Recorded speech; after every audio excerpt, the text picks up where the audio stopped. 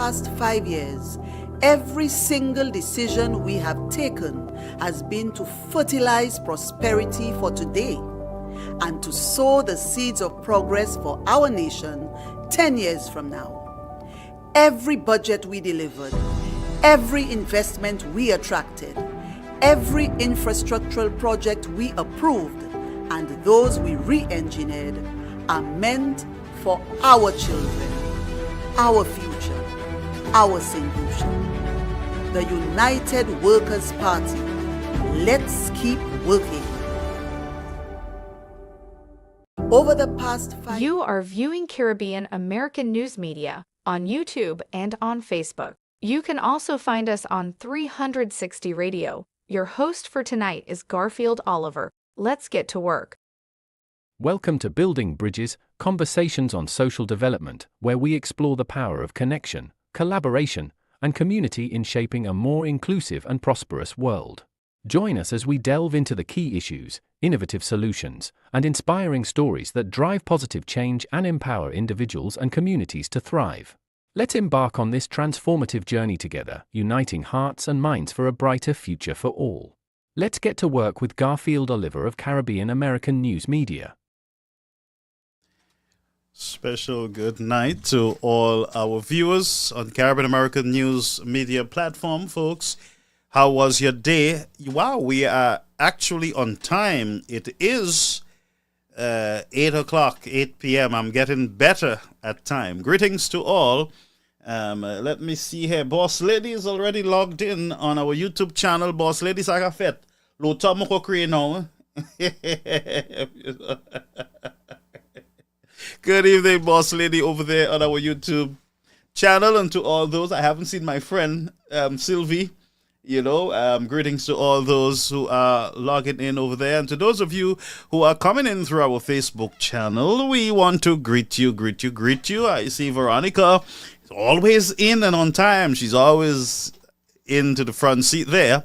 And so we are happy to have you folks with us. Lisa Sakafet, Mava, Sakafet, Dudu, Sedudua, Heather, Alfred, Josie, Josie's all got it up. Don't put PGP on this face.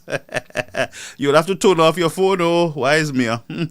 Greetings to you, Josie, Angie, Noel. Yes, greetings. Yes, my friend, look, my friends, Norrance, see, greetings to you. BB, Sagafet, found, how are you? Greetings, folks. Please share the live as you join. And I just want to, Gloriana, look, Gloriana just come. Gloriana, we've me, mama, munkavini. But to those of you over on our YouTube channel, I just want you, let me just get my earpiece fixed. I'm getting a feedback in this earpiece. Maybe I'm using the wrong one. Maybe I should switch over to the other one so that I can get better sound. So let's just give me a minute. Let me just switch over to a different earpiece. Yes. You know what? This one is working excellent. Yes. This one is simply the best. Better than all the rest. Yes. So, yes, my friends, greetings to you. Kalexti, greetings to you. For those of you who are on our YouTube channel, I want to thank you so much. We have grown to 2,000. We have reached our official 2,000 subscribers on our YouTube channel. It means that, we are doing something good. People want to come. They want to listen. I do not take that for granted. So I greet you, friends. Welcome. Thank you so much for choosing us as your Monday and Tuesday night social media platform. I'm happy to be here with you, and that's just the truth. So greetings one, greetings all. Yes, greetings to all. Okay, good. Look, ISF Chape, good evening. Bernadette Xavier, greetings. Yes.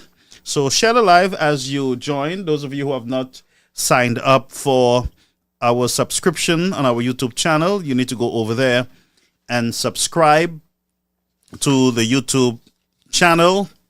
Yes, it is free of charge. Just subscribe over there when you get the chance. We have grown nicely to over 2,000 subscribers on that channel, and to our YouTube. We are moving. We are getting there, and Facebook have officially recognized the platform, and so we are happy for that. There is absolutely no violations on this platform. What we try to do is to keep it clean. We try our best, by the grace of God, to respect all people and to stick with the issues. And we have our little fun here and there.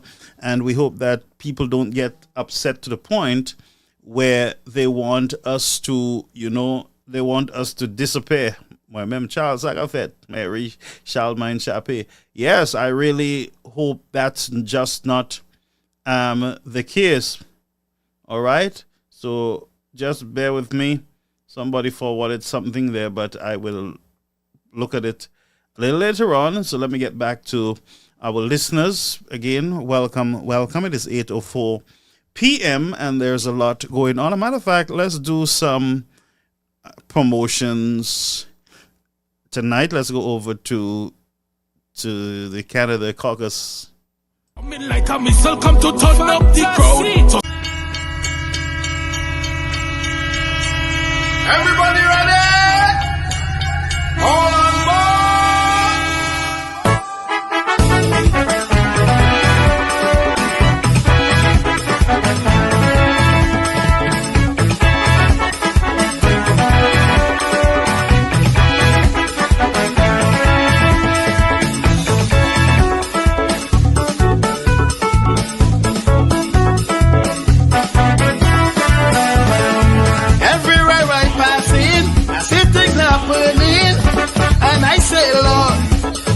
LUCIA developing,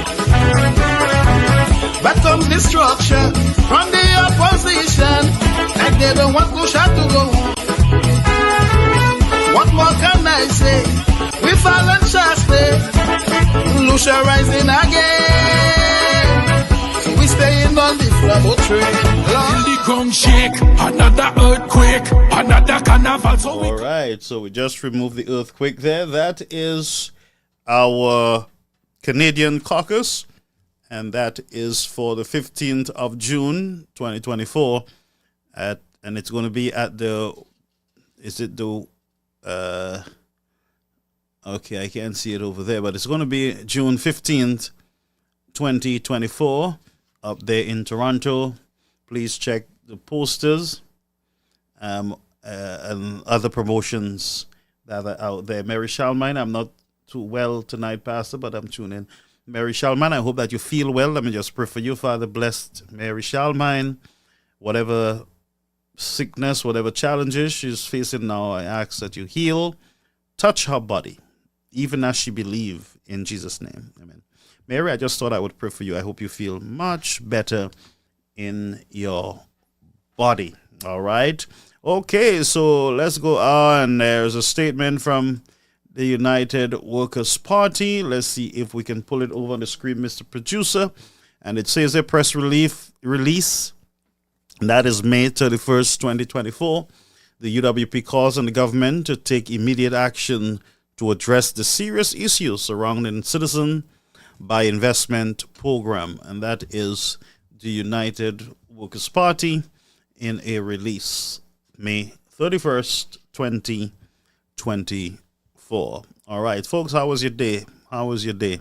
All is well? For those of you who told me don't put Mr. Prime Minister's picture on your phone, then if I should listen to your advice, makaini PS2 vai pou fe. Ezo ka kopon zanadi. La kaini PS problem shows pou mon fe. So bear with me, folks, and enjoy the program. Just give me 1 second and we will be right back. Media, welcome to our live stream with Garfield Oliver. Let's get to work. Caribbean American Media, welcome to our live stream with Garfield Oliver. Let's get to work. Caribbean American Media, welcome to our live stream with Garfield Oliver. Let's get to work. All right, thank you. We are at work. I was just trying to make some adjustments on the screen, friends. The camera was not set properly. I'm not sure what went on there, but we're happy to be Josie Stephen. Sakafetla.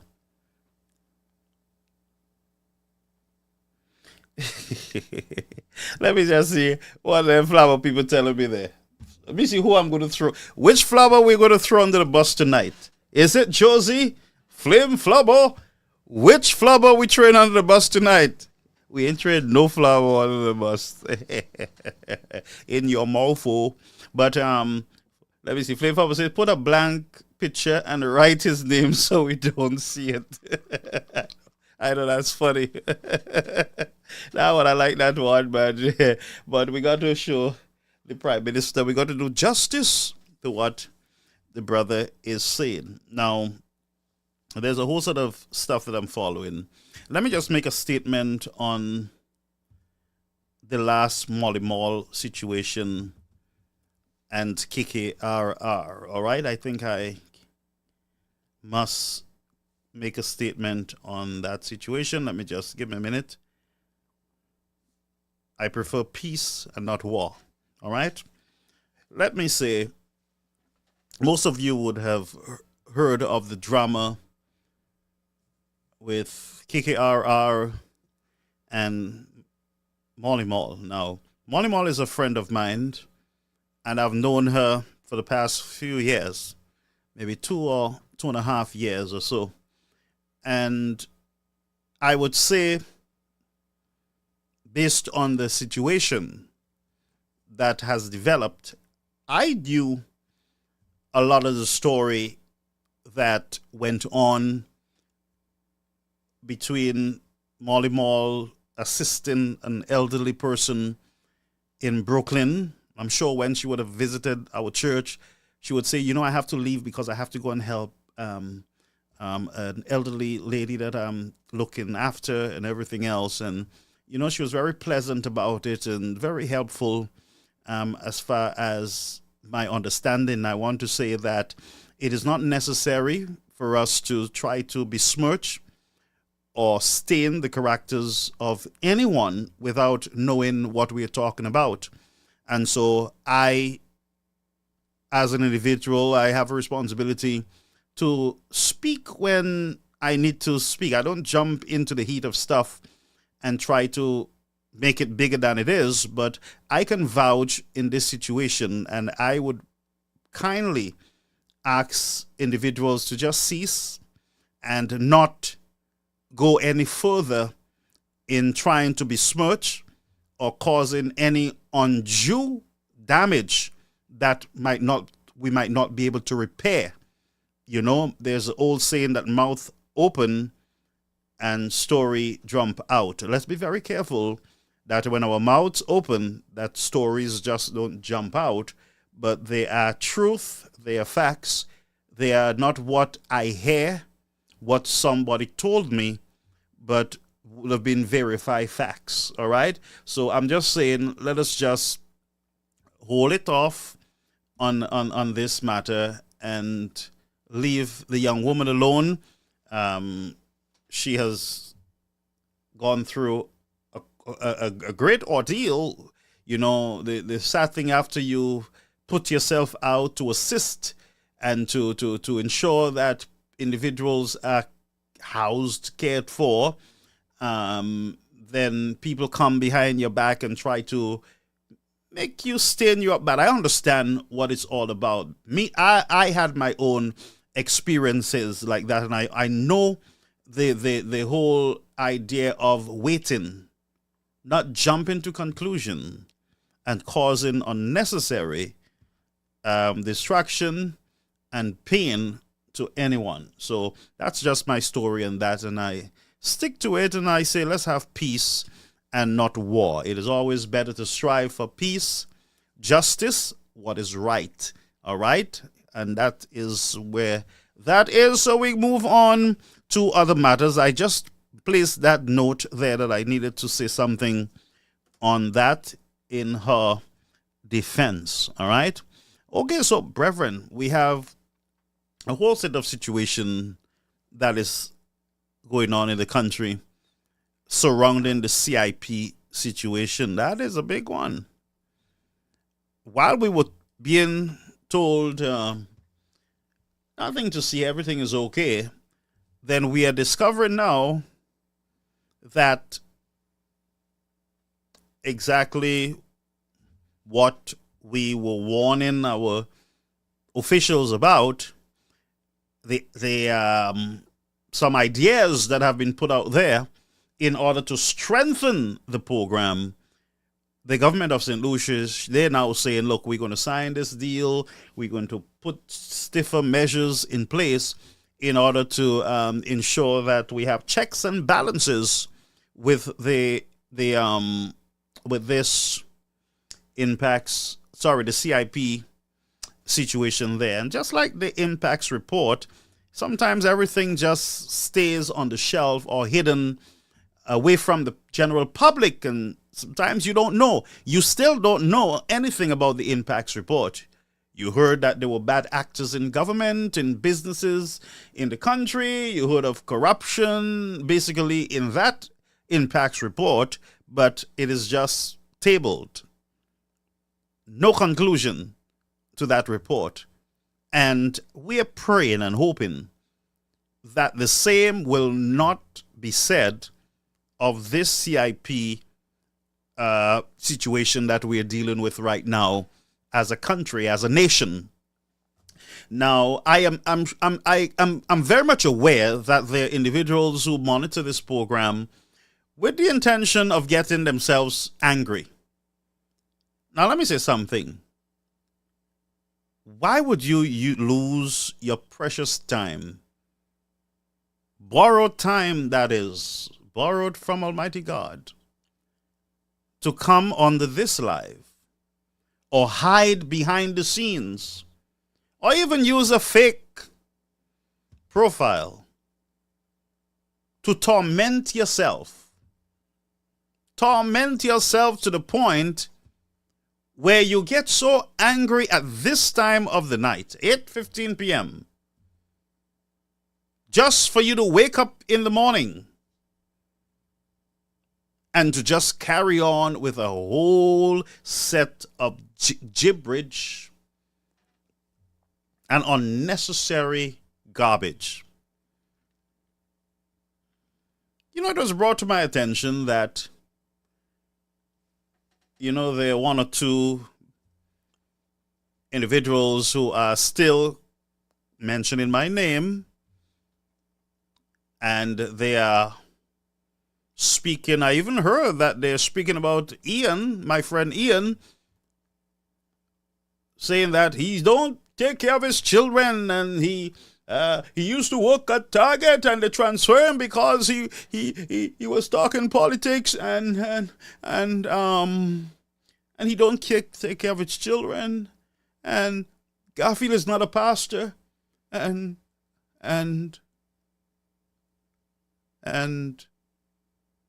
what? That's my question. And what?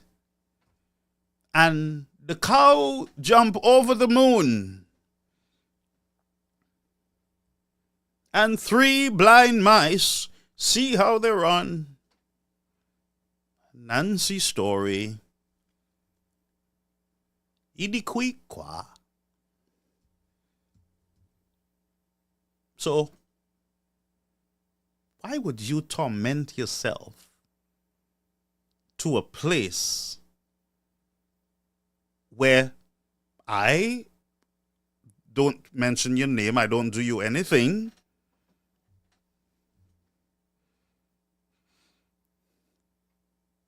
I don't besmirch your name, I don't try to paint you in a very bad image, I don't do that.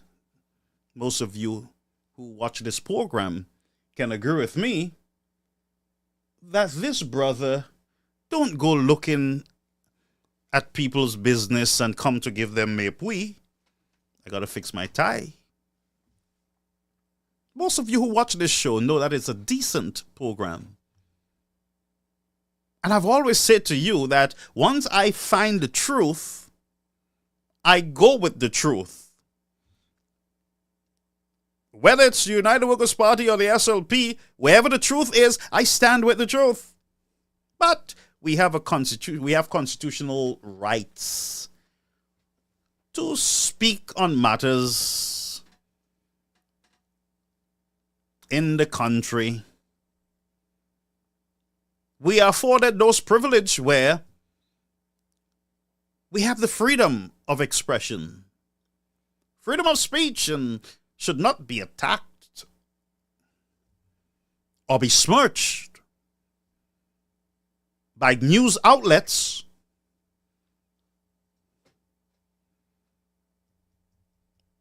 in any country. Any country, I say. Treading on thin ice, calling people's name with impunity, besmirching individuals and maligning individuals and causing undue damage to persons' reputation, and believe that we are bullies and we are immune from any type of action. And so we continue to see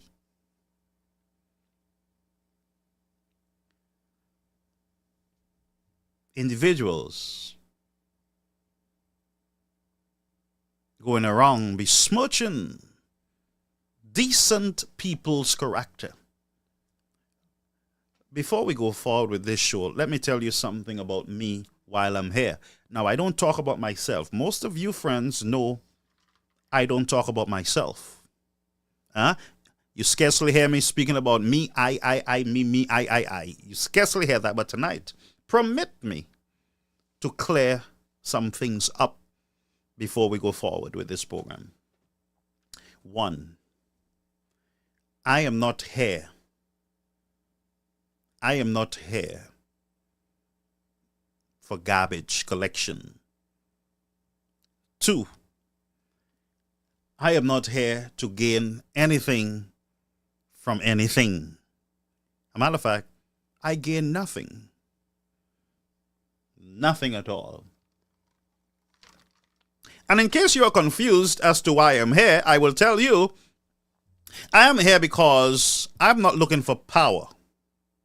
I have dunamis power because I am a Christian. One. But we keep going on because I suspect that you are still confused. But why are you here? Why are you talking there? I am here because of the poor, underprivileged, those who are being bullied by you, some of you who are watching me. Behind the scenes, of course, you're hiding. You don't want to be seen because of bullies like you guys. Walk around and bully everyone who speaks. And you feel good about yourself. You go to bed and, yeah, man, I did it. Right now, we got some, and then you feel good. You feel mature about yourself. I did some psychology while I was doing some religious studies. While I was doing religious studies, I had no choice but to do psychology. And one thing I came across in psychology is people like that. They are not too happy with themselves. They have a very crooked past that have not been dealt with. They have wrong individuals. They have caused undue pain to women and to children. Maybe they have violated the rights of a woman, whether it's through rape, financial abuse, verbal abuse, or physical abuse, and so their past do follow them. But there is no rest for the weary, no rest for the wicked. And so when they see decent people like me, your very own,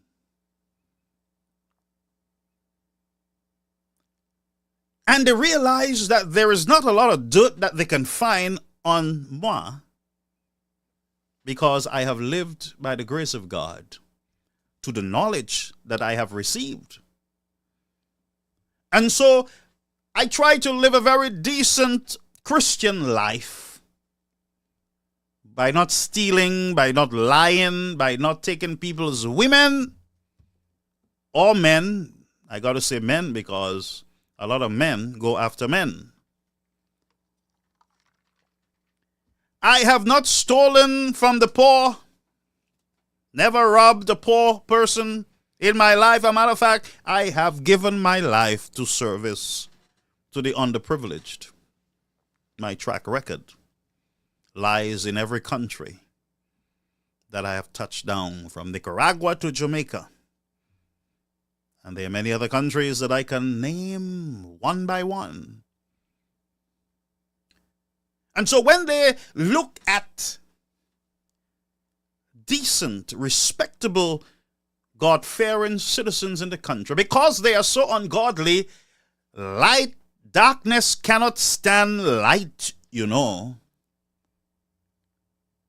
And so they cannot say much, that I beat a woman, that I raped a child, that I raped a woman, that I robbed this person, and I did. They can't find those things. So what they do? Of course, the wicked start imagining things. And by the way, because their minds are so evil, their thoughts are constantly evil. And because they themselves know what they would have done or what they have done in the past, they believe that you are doing exactly what they are doing themselves. Beating women, robbing the poor, dishonest in business. And the list goes on and on and on. And on and on and on.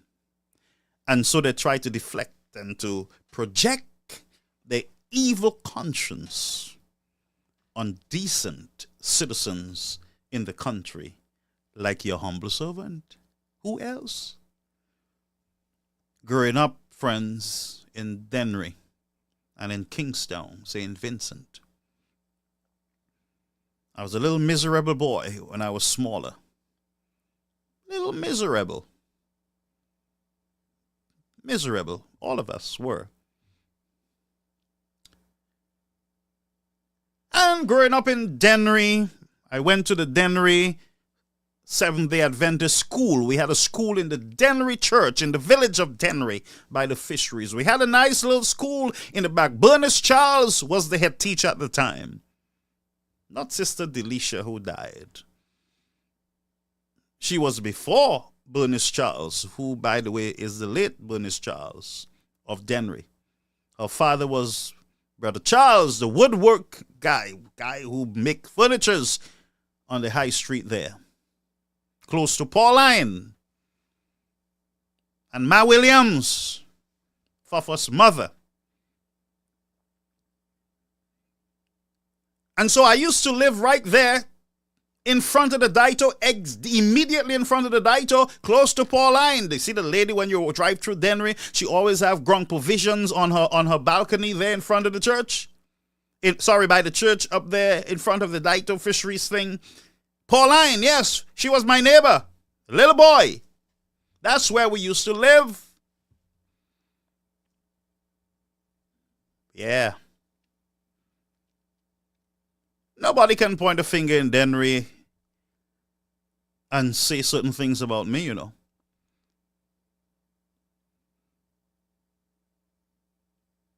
But you would hear, he's a volet. He's not a pastor. He's a volet. He's not and that's where they're stuck on, you know. That's all the sins that they can find on a man who have lived on the earth for so long. They can only find 2 sins. And these sins are not even mine. They are given unto me by the hack or the hackalacks. Well, excuse me. And so they said, I volley. Let me set the record straight on the volley issue. I, this man, have never taken $1 from one soul. I've never stolen anything from anyone. And I hope many of you can say the same. This man have never beaten his wife. I have one wife. All my life, one wife. Never put my hands on her.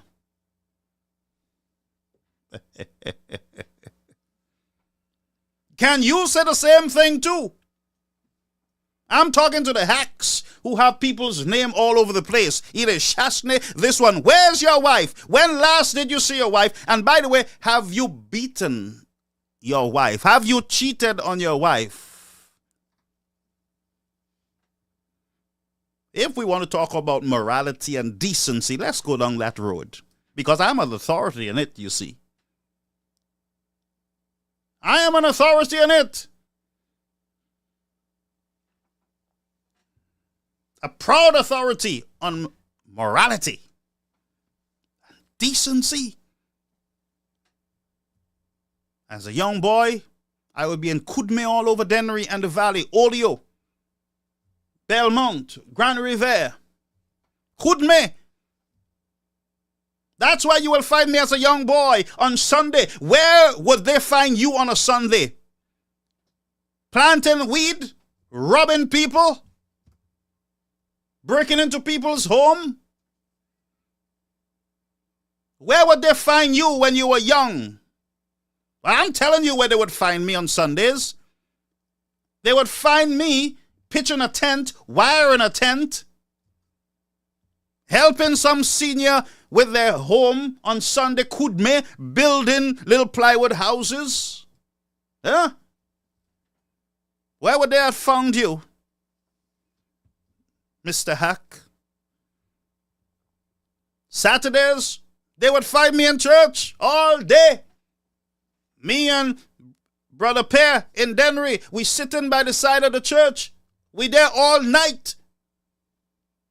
Talking, laughing, sit down by Spunky, by Pauline, and we talking on the steps. We sit down all night, talking. Sometimes 12 o'clock, I am heading home after we finish talk, laugh, because the following day, we got to go to help someone, somewhere, do something. You talk about morality and decency? You're looking at decency and morality. You're looking at what you should expect in your child, in your son, or in your daughter. Look at me, and then you will see it. And if you have children, Mr. Hack, look at your children and look at me. And see whether you should be talking about me, Shasney, or your own children. So let's talk about morality while we're here. Oh, Mr. Hack. Or Hackalak, I don't know. But I've tried my best, and I'm not saying that I'm the perfect human being. I've made a lot of mistakes in my life. But not mistake to cause anyone any major pain. A little broken heart, you have a little girl that you like, you run out of love and you see somebody else and, her heart is broken. You tell her, sweetheart, we can't be together again and blah, blah, blah, blah, blah. The normal growing up thing that we do. Those are sins that all young persons would have gone through. When I fall in love, I used to fall hard. But then I get tired quickly. Because you always think that the grass is greener down the road, but you're breaking hearts, trifling. You're messing with people's children's heart. I learned that as I grew up in church. Don't play with the emotions of girls. I used to go Soufre, looking for girlfriends, Miku, the Valley. Had a beautiful girlfriend in the Valley, Grand Riviere. Belmont. Soufre, Suzel. Because you're a young man, Castries, you're looking for a wife at the time. You're looking. I mean, come on. Those are things that every decent boy, you hope at some point. Unless you're not too straight and you like boys instead. But as a young boy growing up, you start looking, you're looking at somebody that you want to settle down with at some point. But those were our sins. Talking to another girl who is not your girlfriend. Those were our sins. Neither here or there. But don't play with women's heart. But let's go back to the story. You want to talk about immorality? The wicked have no judgment on the righteous. The ungodly has no judgment to cast on the righteous, because the Bible says that the righteous shall tread on the ash of the wicked. So, oh, wicked town, judge thyself, O Hack, and thy family may thou judge. But keep your judgment of the righteous. Of course, you're looking at him. But everybody in Dennery know me. And if they are true to themselves, they will tell you the story about me. They will tell you that if I'm not working, I'm in church. If I'm not in church, I'm in the country, in the farm with my stepfather, or by the fisheries with him. Tell them the truth, O Dennery. Oh, speak to thy people, Dennery. Tell them that this, your servant, has been good and not bad. Tell them this, your servant from Dennery. Yes, me. Tell them, Dennery. Whether you're a hack or you're a UW, tell them that this man, you never really hear his name in anything. A matter of fact, they used to trouble me. They used to say, hey, look at that Vier Vinci. Vier Vinci just walking with his head straight. He ain't a bit nobody. Tell them, old Dennery. Especially those hacks from Vieux-Fort who end up in Castries and end up in Grosley and end up all over St. Lucia and don't know where they're from and end up ill-treating people's daughter. Oh, Dennery, tell them the truth. I grew up among you guys. Don't crucify me. Don't say like what they say back in the days. Crucify him and give us Barabbas. Oh, Dennery, where is thy truth? So for some of you who know me well, and you know my family well, then you would know that I ain't no rollover, and I ain't no fool, and I ain't no criminal. A matter of fact, I preached at Bodiley. Mostly every other Saturday, we preached at Bodiley. Tell them, oh Dennery, the truth. Because it seems that the rest of St. Lucia don't understand who I am, and they believe that I fall out of the sky and I am a hack. Tell them the truth, O St. Lucia, that this, your servant, ain't no fool. Tell them the truth, how this man impacted your life or the life of your family. Tell them the truth, O Dennery. Sister Charles is right on the platform. She's from Dennery too. She can tell you, I was her neighbor. I never hear her voice from the time I'm living in Dennery. Always quiet woman. We have had some good people in Dennery, but we have had some ferocious devils also in Dennery. No respect.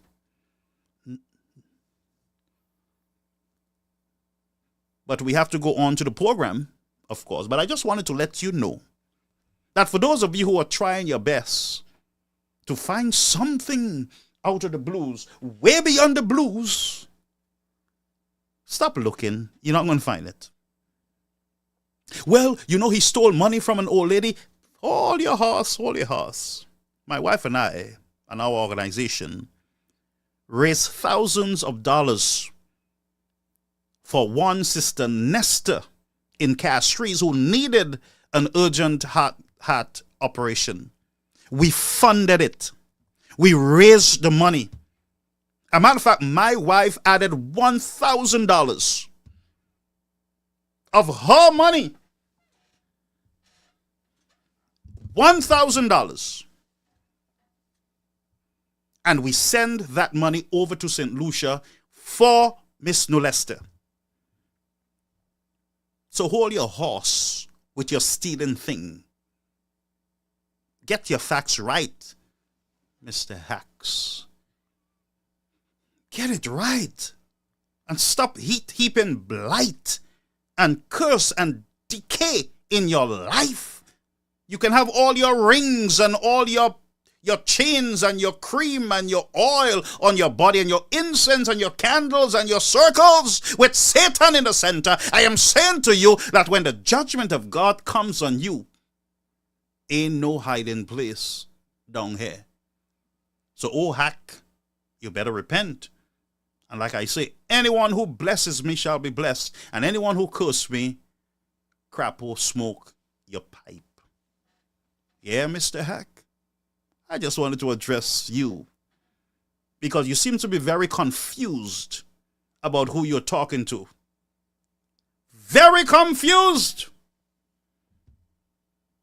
Very confused. I'm not confused who I am. I am proud of my achievement. I am proud. Friends, when I look back and I see where God brought me from, I am ever proud. Oh, proud.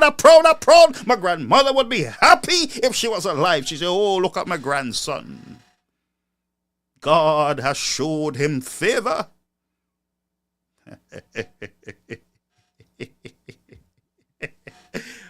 Mercy. Can your grandmother say the same about you? I don't think so. If I were you, I would spend the rest of your time that God has given you, borrowed time, to reflect on your past and focus on your future. That's my encouragement to you. All right? Okay, Mr. Hack, I hope you understand now. What else did you all say? Eve? What else? Oh, he's not a pastor? I don't need to be a pastor. I don't need to have any pastor title to be a human being. I don't need no title to be here sitting talking to you. So, toof. If you have a problem with my title, that's your problem, not mine. What is your title? What do people call you in the society? What will your ex-wife call you or your ex-girlfriend call you? That's the question, the all important question. What they going to call you? Abuser? Evil? Cheater? What are they going to call you? I got you. Got you.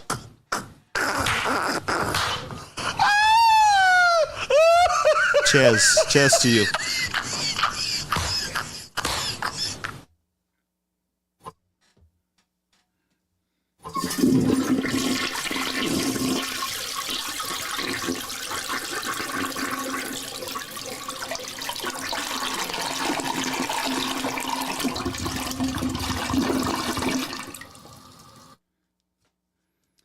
Goodbye, my friend Haxy. We're going to get to work. We have some important matter. But friends, I said all that to say to you that let us be God-fearing. Let us be kind. Let us be loving. Let us be gracious.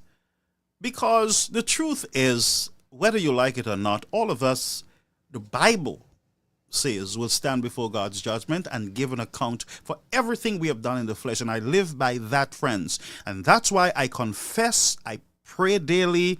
And if somebody come to me and say, look, you hurt me, you said this about me, it was not nice, brethren, I'll be the first one to reconcile and to say I'm sorry.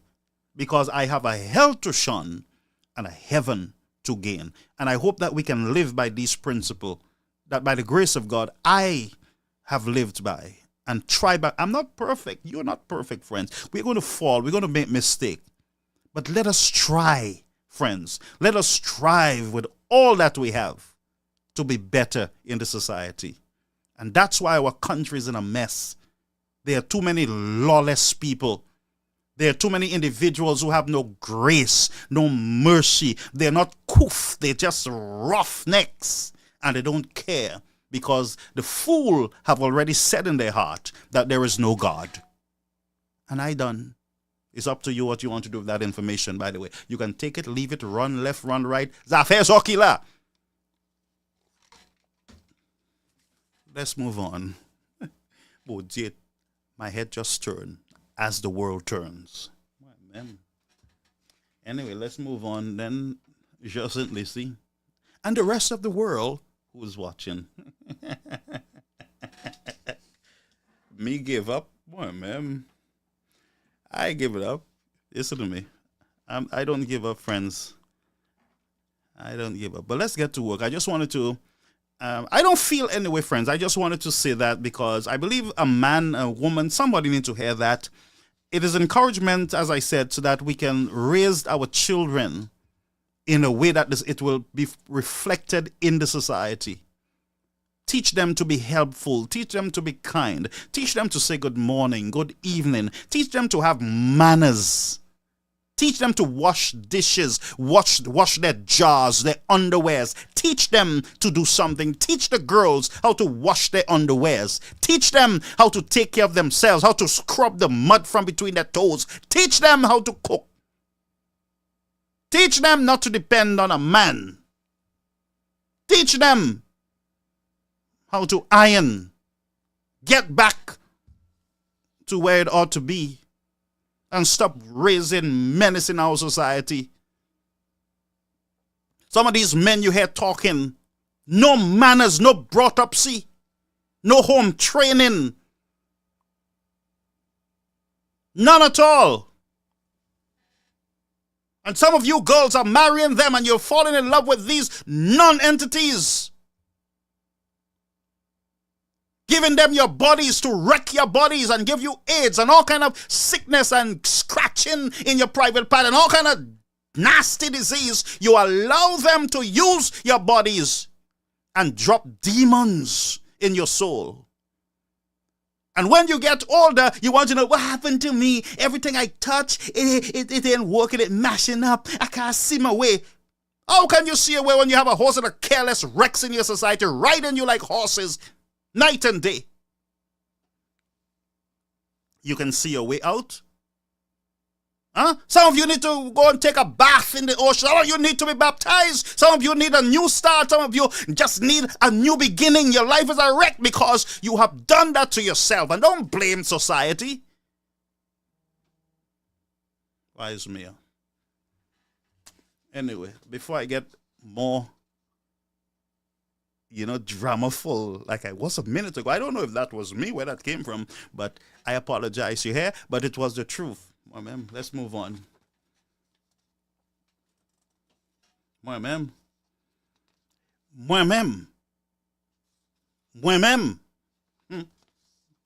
Anyway, let's go on, Denry, and everybody. So, friends, I was following the something concerning the vendors that I'm concerned about. Something about the vendors I'm concerned about.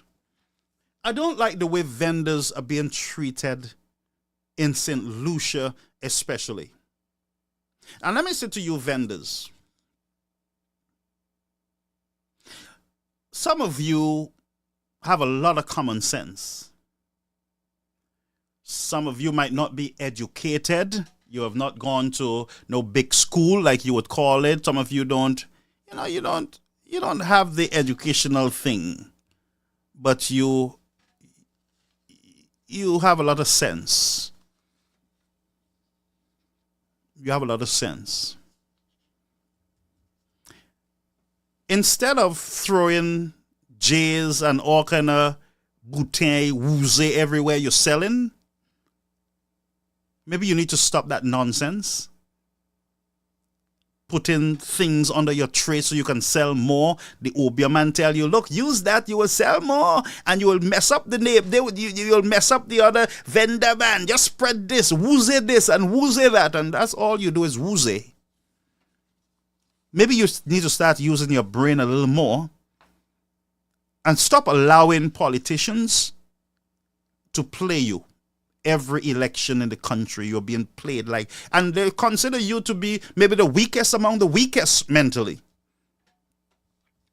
And so maybe they hear you speaking a little Creole, and they think because you speak Creole, you're dotish, you don't have sense. Ou c'est couillon.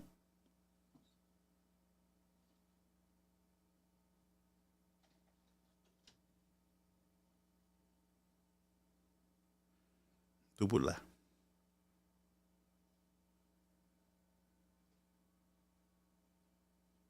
Moi là, double là.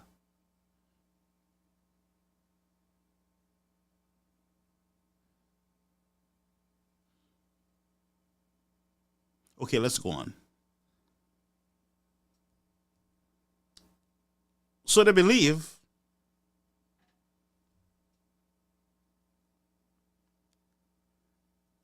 that you are the easiest target among the populace. Because once they come and smile for you, and they say to you, nobody touch my vendor. And you see, vendors, I don't think vendors should be played with, because vendors are very important to the nation. As a matter of fact, a lot of doctors and nurses and professionals in the country got their education as a result of these mothers early in the morning, whether it's 4 o'clock in the morning, having to carry their load on their heads, wait for the bus, get to the market in time before the sun comes up in order to start selling. And some of these parents would throw their cocoa tea down their throats and shovel their coffees down their throats, and they go out there to ensure that they take care of their family. And I know of mothers right now who sells at the market, who have daughters who work in the bank, some in government, in major institutions, even in the world, got their education because their mother sold dasheen and fish and corn curls and cheese sticks and coupe and kakashat. And there is something that they would sell by the school. They put the golden apples, the green ones, in a bag with seasoning and something else, salt. And they would sell it faithfully to ensure that they can take care of their families. And they are not being respected. They are not being respected by our government. And I say to you, friends, I cannot sit here as a Christian and not speak up on behalf of our vendors. Whether they're SLP or UWP, we got to speak up for all people. All our vendors. Because if one vendor is not safe, none is safe. If one of our vendors fall as victims to any government, all our vendors are at risk. Listen to this.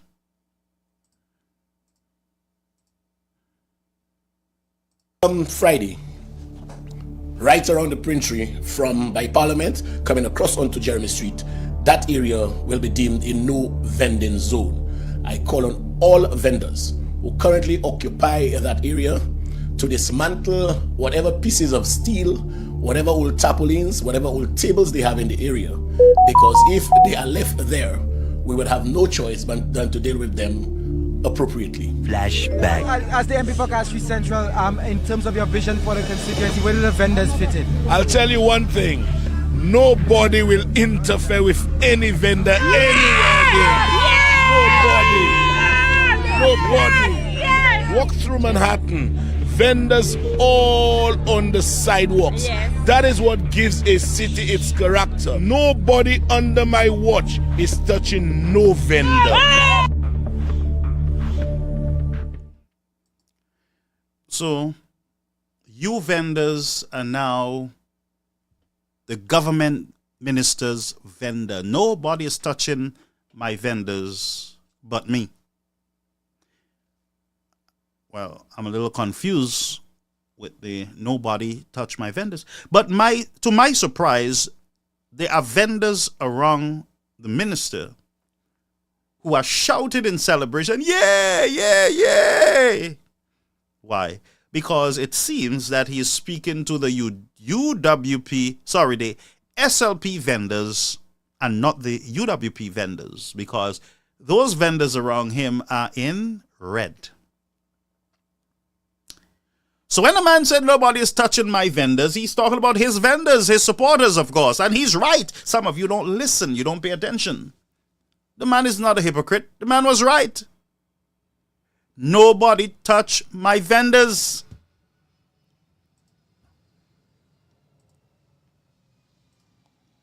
Come Friday, right around the Printry from by Parliament, coming across onto Jeremy Street, that area will be deemed a no vending zone. I call on all vendors who currently occupy that area to dismantle whatever pieces of steel, whatever old tarpaulins, whatever old tables they have in the area. Because if they are left there, we will have no choice but than to deal with them appropriately. Flashback. As the MP for Castries Central, in terms of your vision for the constituency, where do the vendors fit in? I'll tell you one thing. Nobody will interfere with any vendor anywhere there. Nobody. Walk through Manhattan. Vendors all on the sidewalks. That is what gives a city its character. Nobody under my watch is touching no vendor.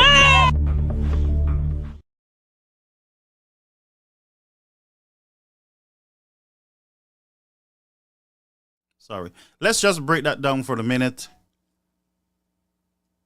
Nobody is touching my vendors.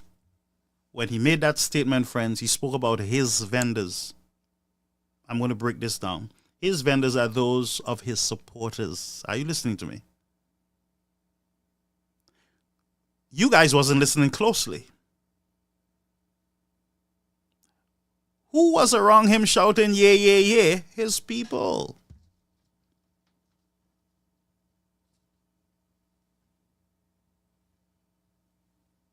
His people.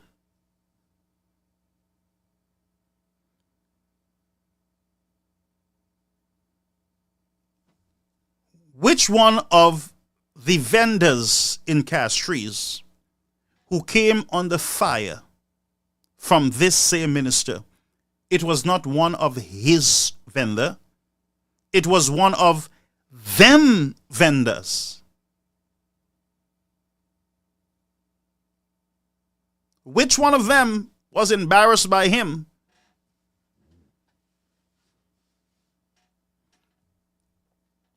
And I'm speaking of what I know.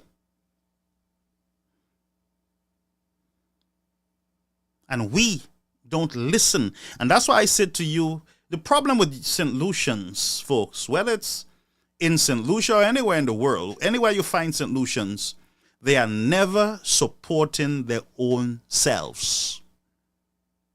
That might be a general statement, but it is the truth.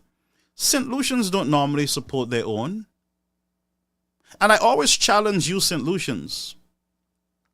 I dare any one of you to try to achieve something, whether it's to buy a house, get a green card, buy a car, your children are doing well. I dare you.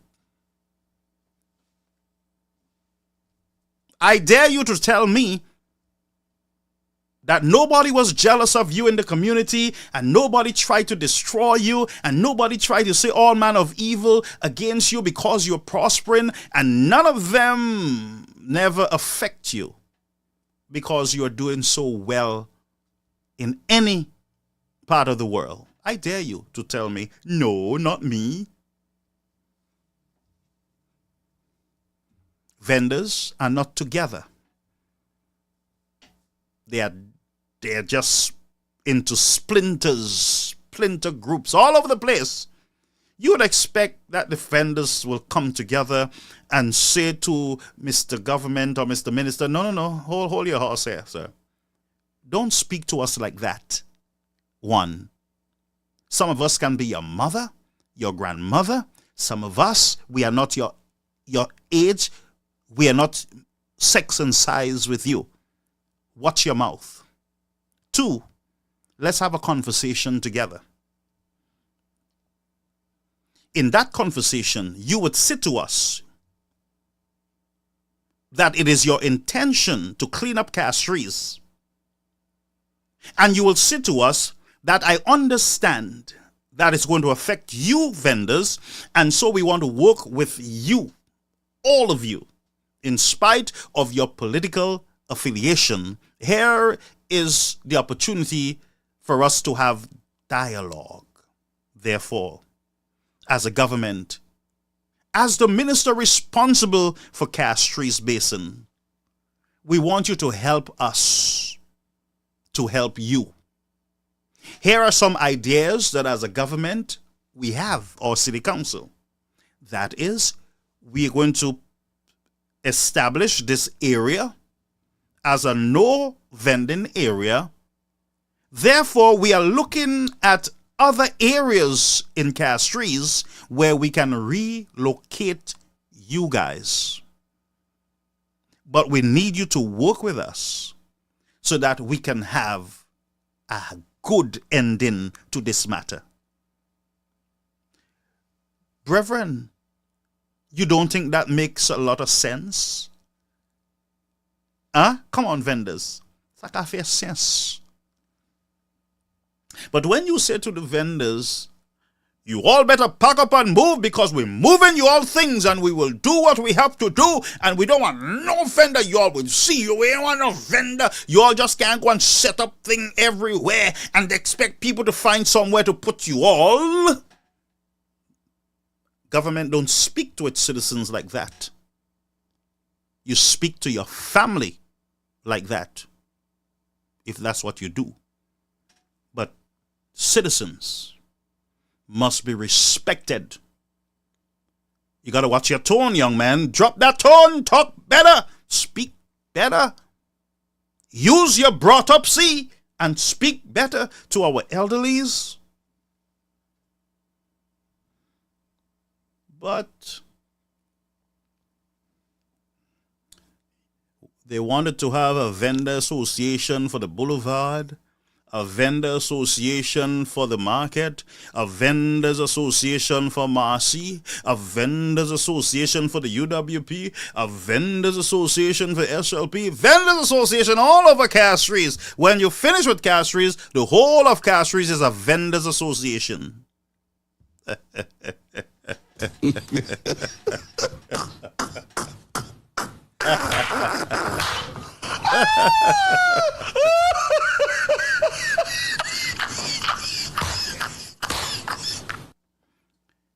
So the government sees your weakness, of course, and they come in like a wolf.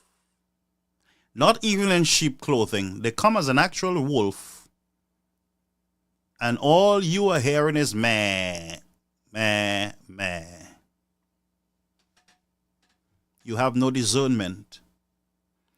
You have not learned throughout the years how to come together and to work together. No, you have not learned that. If you vendors had learned the art of coming together, sticking together in spite of no government minister would do the magic that they're doing with you right now. And I repeat it, and I would not, listen to me. I am not bending on that statement. It is just the truth. When a people stands together united, there is no government system that can break them or bend them.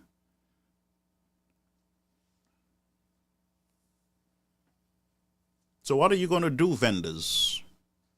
Are you going to come together to better the vending in Castries? Are you going to join together? Are you going to stand together and send a strong message to the authorities that you are St. Lucians? As a matter of fact, they are foreigners who have better deals in your country when it comes to vending. I'm sure that there are one individual who have a lot of secret spots in Castries.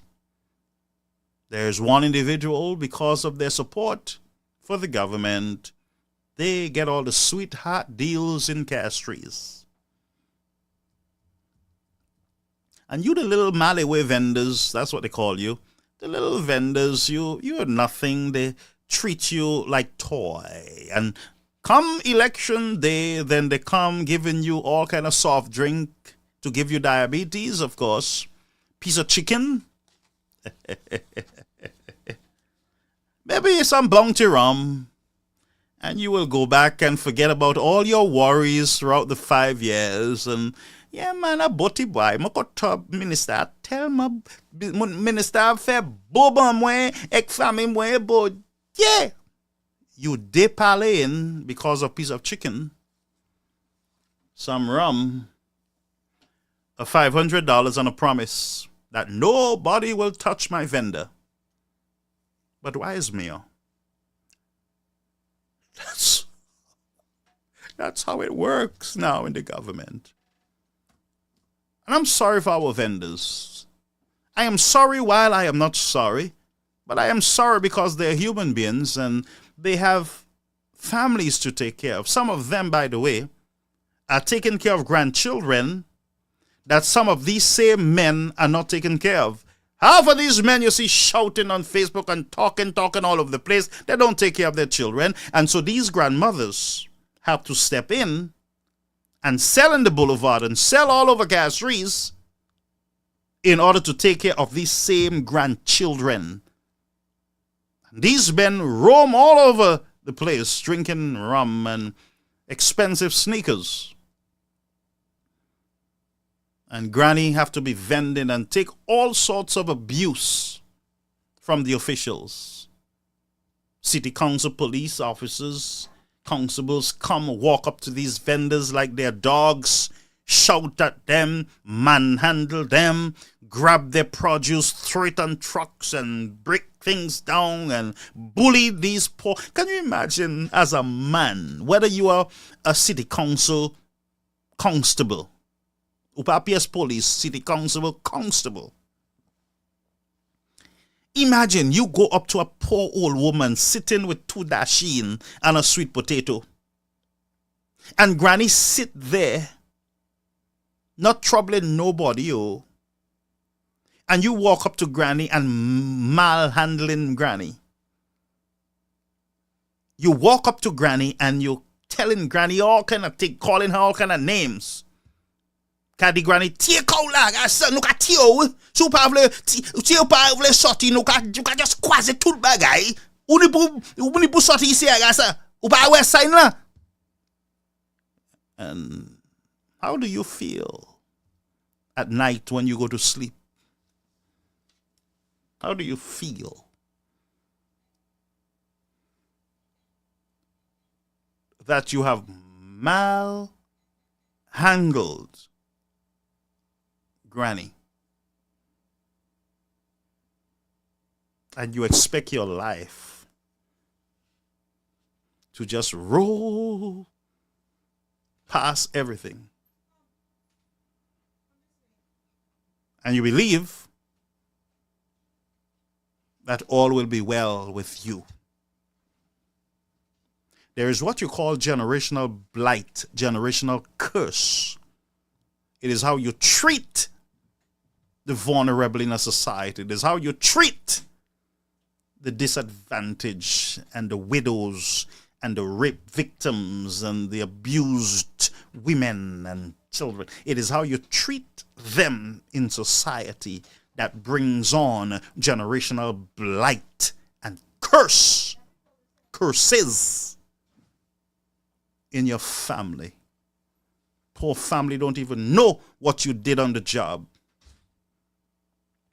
Poor family don't know what you have done on the job. But they suffer because of your nastiness. So I'm warning you, city council people, be careful in your approach to those widows who sell at the market, the abused woman, the abandoned woman, the woman that was abandoned by her husband and she got to go at the market and sell to survive because the husband had more authority and power. He went with everything, and so that woman got to start from scratch. And the easiest way to start from scratch for her is to put up a tray and sell at the market. Be careful how you treat your citizens. There is nothing new under the sun, and you better believe that. What a man's sow, that he shall reap. But that's a story for the vendor. Let's go quickly over to the press people. Now, the Prime Minister did something that was totally not called for. He was out of order as one of the top leaders in the country. It's a shame, St. Lucia. It's a shame. Now remember, back in the days, United Workers' Party would be challenging the press, saying to them, look, we're not hearing from you. You guys are not holding the government accountable. You're allowing things to go. Well, guess what? The press start waking up a bit and start asking the pertinent questions. The government is now saying to the press, hold a minute, you guys are too aggressive. You guys are asking a whole set of questions. We are very nervous about those questions. You guys need to tone it down. Here is how the Prime Minister put it. Many of you would have seen this clip before, but I just want to give you my take on this. Mr. Producer, please. Opposition, that they've looked upon you all to do the job for them. Because they're so weak and inefficient. And everything the opposition says, the opposition hasn't said one thing that's a fact. Everything the opposition says can be refuted. Now, when you have a Prime Minister making such a statement, and by the way, it's a lie, he said that the opposition has not said anything that's a fact or truth. That's what you call, brethren, and we got to call it what it is. That is called a lie. That's misleading the citizenry. It's misleading the press. It's not right. But we continue. Go ahead, sir. With fact, everything. So, and I understand that it's good tactics. They're looking at young journalists to do the work for them. That's what I'm encouraging. It's good tactics. They're looking at young with fact, everything. So, and I understand that it's good tactics. They're looking at young journalists to do the work for them. That's what I'm encouraging. No. I said young journalists. No. No, never. How can I accuse the press? Never. I'm saying, no, you're not. No, you're not. All I'm saying to you, no. You never. No, you never. And I answered the same questions. I've never said you're working for the body. I've never said. I have said that the opposition is so weak. What are you saying? The media right now is working. No, I didn't say I have that. a question, the Prime Minister. I never said so. I have a question on Wasco. I started it, but I didn't complete it. No, I'm not. No, I'm not. Guys, can we move on, please? No, I'm not. I'm saying the opposition is so weak, and everything they say has proven not to be true. That's all I'm saying. You said something else. What did I say? Yes. So my question about Wasco, sir. The issues at Wasco are ongoing, right? It's been that way regardless of the administration. Okay, first of all, let me just say something, and that's what I was telling you. There's not enough unity among any sector in the country, whether it's the press, whether it's vendors, whether it's the transport industry, whether it's the minibus drivers or taxi drivers. There is no unity in anything. So the Prime Minister blatantly disrespect these reporters, accusing them of speaking on behalf of the United Workers' Party. And by the way, I'm sure the United Workers' Party would be happy to have the press on their side, but that's not even the case. But the Prime Minister accuses the press, these young people, of basically working for the opposition. And there is a young reporter, young lady, who challenged him, and she was clearly upset. It's like, what are you talking about? What are you talking about? And there is a young man coming in there. I have a question. Let's move on. I have a question. Wasco. Young man, what's wrong with you? You should have joined with your colleague and asked the Prime Minister to retract, to take it back, to apologize. You should have done that, sir. What Wasco you want to know? What you want to know about Wasco? Wasco don't have water. What else you want to know? Wasco send water for you when you're sleeping. What else you want to know? What is the Prime Minister doing about the dam? Nothing. What do you want to know? What do you want to know?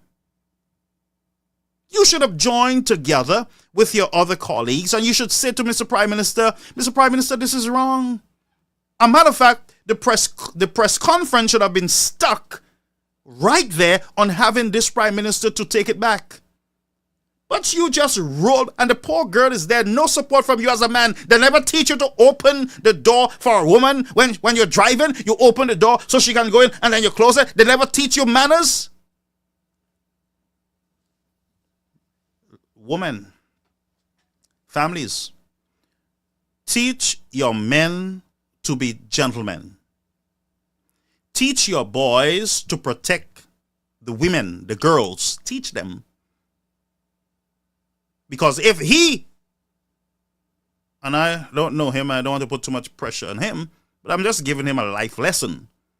When you see a woman in a hole, you try to pull her out. When you see a woman fall down, you try to pick her up. When you see a man abusing a woman, you stand up and say it's wrong. If you're on the train, you see a man slapping a woman, if you can, you stop it. If you're walking in Castries, somebody's robbing a woman, you run to her rescue.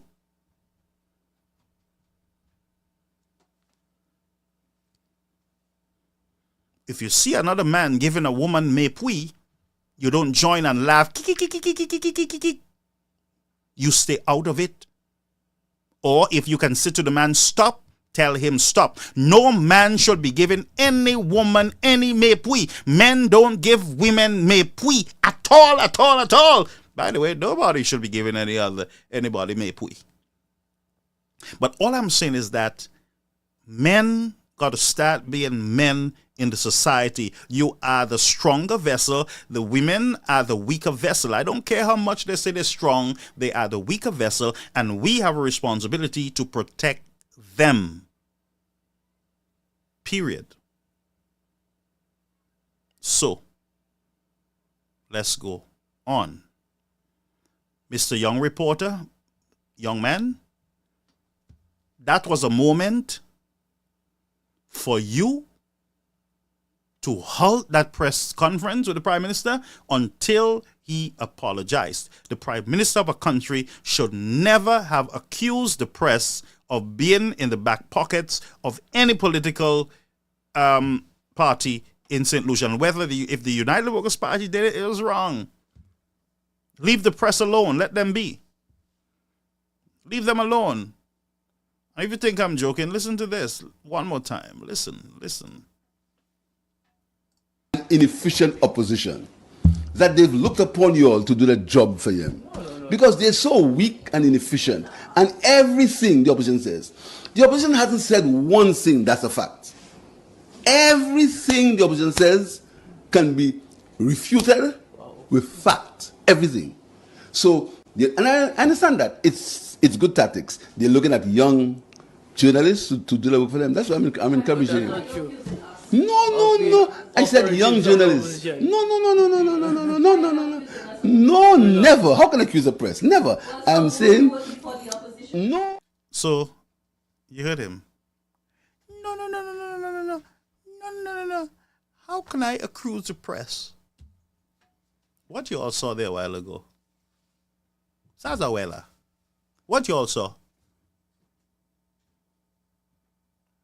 I just take a moment for you to understand what is happening to you, you know.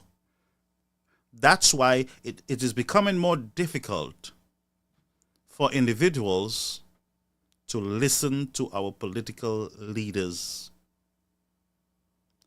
And our political leaders are very much aware that the citizenry are on to them and their bluffs and their psychological games. This was a psychological game. The Prime Minister of St. Lucia triggered psychological war at the press. Tell them and then say, no, I didn't say that. This Prime Minister is good on saying things and saying I didn't say it. Me? I never said that. Where'd that come from? I mean, a big story. I don't know that. I heard this short fella. The sky is falling. I heard this short fella. The sky is falling. Okay. I heard this short fella. Mon passe après manger petit ça. The sky is falling. Mon passe après manger petit. Masapwe no police.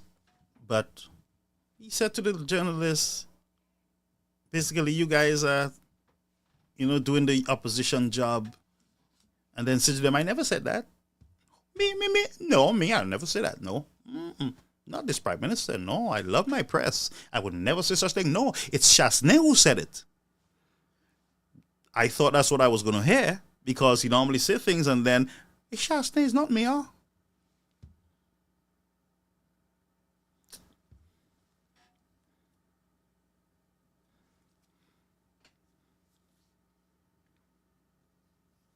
You know what the Bible says about righteous leaders? When the righteous rule, the people are glad.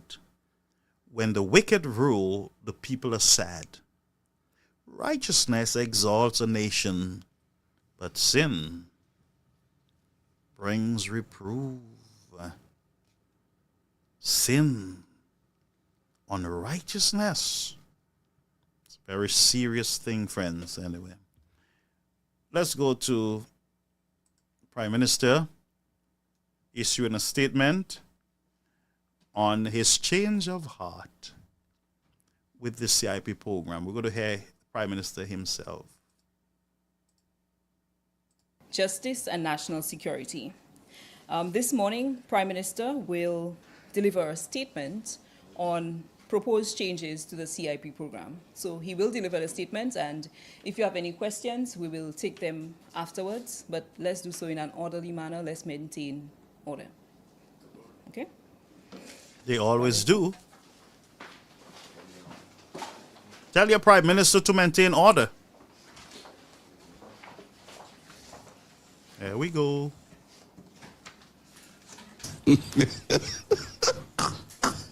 Ladies, good afternoon. Good afternoon, ladies and gentlemen. First of all, let me read a statement on St. Lucia proposed the changes to our CIP program. After careful review and extensive discussions with stakeholders and other OECS heads of government with CIP programs, the government of St. Lucia announces that it has decided to sign the Memorandum of Agreement, MOA, already signed by other OECS CIP countries. The memorandum calls for common standards and procedures in... Okay, so, Lucians. Behave yourself. I'm behaving myself, oh. Listen, the Prime Minister said, right? Wait till that. The Prime Minister said that he consulted with basically the regional leaders, and they came to the conclusion today that they're going to sign the MOA. My question is, Mr. Prime Minister, did you consult them before you say you was not signing it yet? Just a question. Now, you stood there, watched all the regional leaders sign on to a memorandum of understanding agreement. You did not find out how important this was and why they're signing it. You did not seek counsel from them as to why they were signing it while they themselves had passports being processed. But only you, Mr. Prime Minister, only you would say to us now, just like you told the press, I never said that you all are with the opposition. I never said that. You are saying to us now that we should ignore what you said to us earlier, that you're not signing it because you have agreements with certain clients that will permit you not to be able to sign it now. But you are telling us that after consultation with all stakeholders, that you feel comfortable now that you can sign the agreement. I thought that you couldn't sign the agreement because you had some agreements or you were in contracts with possible new St. Lucians who would receive passports, citizen by investment. So now you bypass the idea that you have clients to now that, I spoke to them other fellas except Ralph and Mia, and I spoke to Dominica and St. Kitts and all them people. But when I spoke to St. Kitts, actually, St. Kitts said to me, boy, you better sign that fast. Based on what I saw.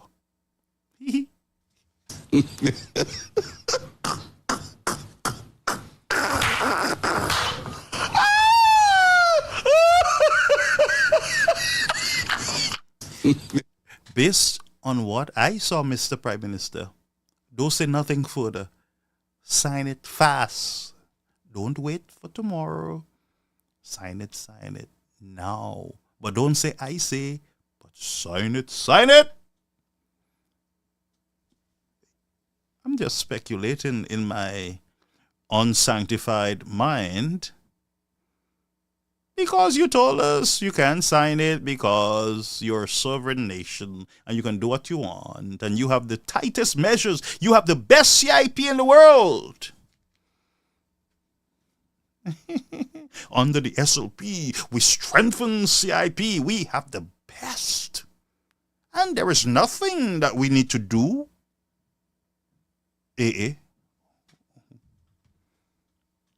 So, you hit your chest like King Kong.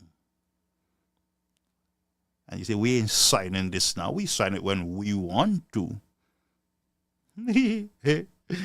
But now we got advised to sign on to the fine prints. The following areas: pricing, information sharing and transparency standards. Listen again, let's go to the beginning. Minister and Minister for Finance, Economic Development and the Youth Economy, and Minister for Justice and National Security. This morning, Prime Minister will deliver a statement on proposed changes to the CIP program. So he will deliver the statement, and if you have any questions, we will take them afterwards, but let's do so in an orderly manner. Let's maintain order. Okay? Prime Minister.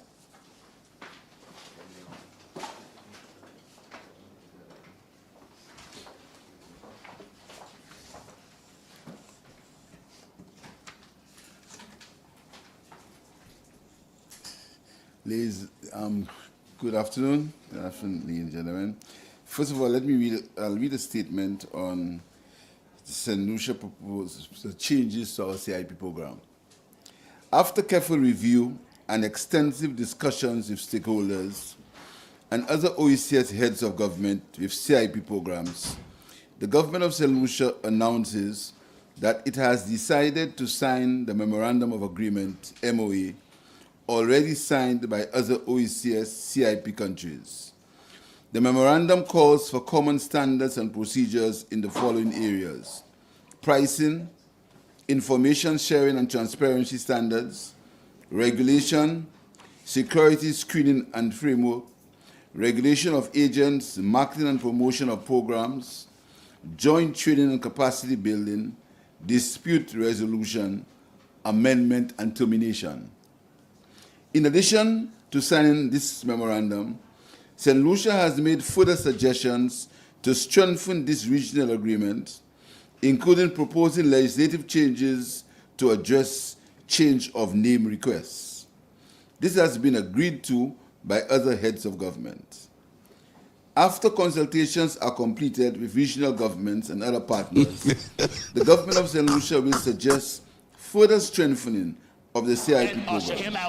This would include an annual quota, a net worth for applicants, escrow accounts to be held in St. Lucia or in individual islands, a requirement that only licensed promoters will be allowed to submit applicants to local authorized agents, and those promoters will have to submit a due diligence report on each.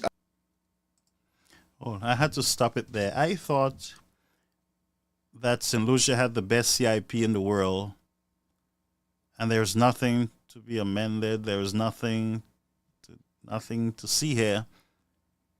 And what I'm hearing is a lot of stuff that should have been from the beginning of the CIP program. Huh? Would you not say so?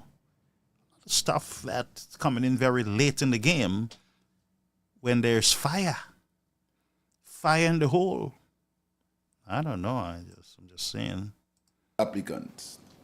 Over the last year, the Citizenship by Investment Unit in St. Lucia has instituted all 6 principles agreed to with the United States government. From February 15, 2023, a ban on applicants from Russia and Belarusians.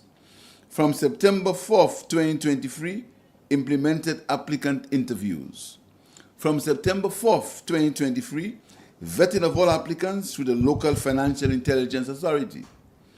From January 2020, sharing of denials with the Joint Regional Communication Center, JRCC. An operational review of the program by international consultancy firm will commence shortly. The St. Lucia CIP unit will seek international support with the recovery of revoked passports. Additionally, the St. Lucia CIP unit publishes an annual report that is tabled in Parliament, which includes financial statements. Furthermore, the fee structure for different options are published in the official gazette. The government of St. Lucia remains committed to maintaining and reinforcing the integrity of its CIP program with a transparent and accountable process that delivers tangible benefits to all St. Lucians. Thank you. Just before I open the floor for questions, I want to remind you that what St. Lucia is proposing is what St. Lucia had before. That was reversed by the last government. The three things being an annual quota, a net worth for applicants, and escrow accounts to be held in St. Lucia.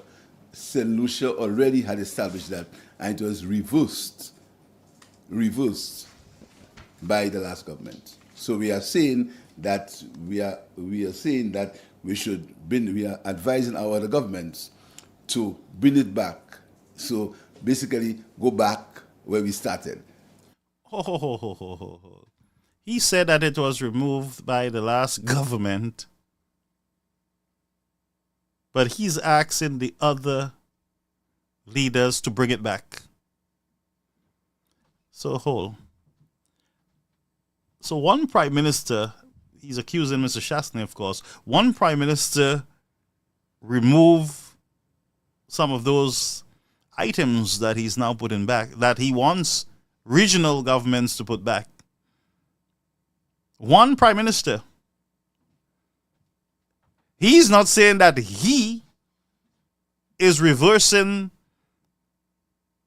what the UWP did, but he's asking the regional government or governments to implement it.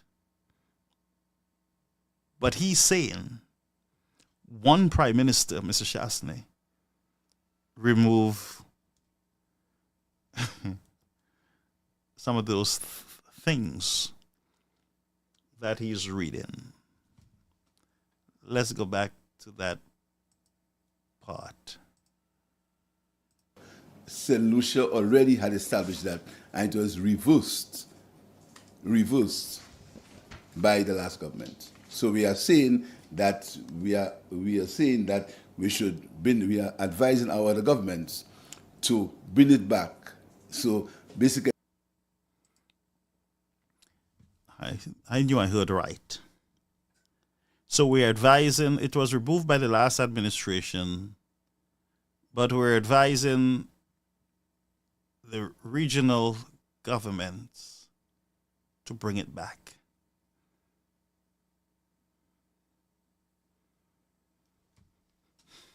Okay. Galang.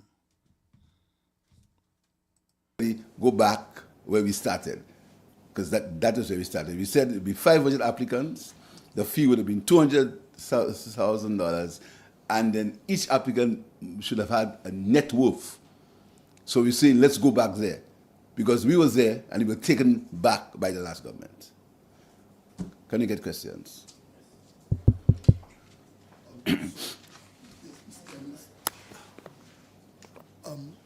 So when you said that they reversed the process, so did the other islands, were they aware of the original, and did the islands consent to join?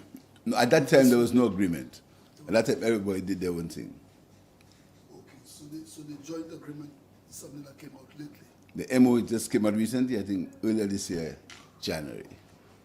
And by the way,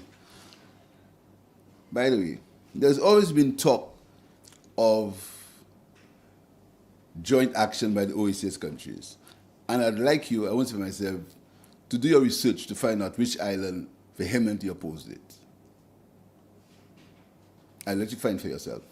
Which island vehemently opposed a joint approach? And the records are available. Which island? I want to clarify something for me. It seems that you might be saying that we are returning to a standard that St. Lucia once held, and that this standard that St. Lucia once held is going to be the sub-regional standard. This is a standard we are going to recommend to be the sub-regional standard. Okay, so that everyone else will be coming to our standard. We're going to be recommending it, yes. Where we were in 2015. Okay, and because everybody was doing their own thing, people were not holding those standards you are now recommending. Everybody, including St. Lucia, be changed. Will this standard be but if you read properly, could it be seen as a higher standard? Hold. Everybody, including St. Lucia, changed? Folks, I'm just trying to understand, so forgive me. I'm not accusing the Prime Minister. I'm just trying to understand. So let's just go back a little bit and follow this carefully. Because sometimes you hear, and that's how we found out that the Prime Minister had spit on the pulpit, because on the podium, we got to go slowly and dig through this thing, all right? Bear with us. We're going to be recommending it, yes. Where we were in 2015. Okay, and because everybody was doing their own thing, people were not holding those standards you are now recommending. Everybody, including St. Lucia, be changed. Will this standard be but if you read properly, could it be seen as? So he did say to the press that everybody, including St. Lucia, had changed.